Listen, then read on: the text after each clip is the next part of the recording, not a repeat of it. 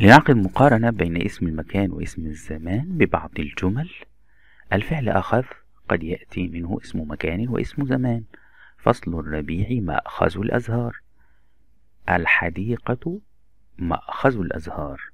هنا اسم زمان وهنا اسم مكان مأخذ، وهي لفظة واحدة.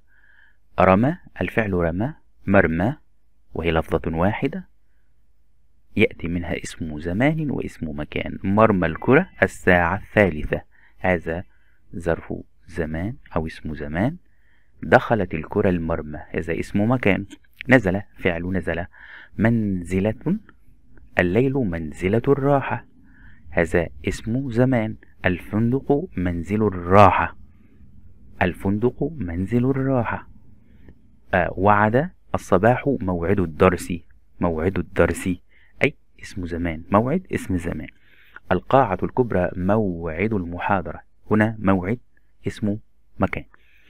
اجتمع، هذا الفعل. المساء مجتمع الأسرة، مجتمع هنا اسم زمان. النادي مجتمع الأصدقاء، اسم مكان.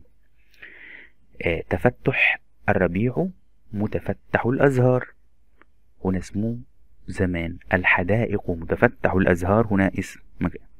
ويعرف اسم الزمان والمكان بحسب موقعهما في الجملة رفعا ونصبا وجرا وإفرادا وتثنية وجمعا وتذكيرا وتأنيثا.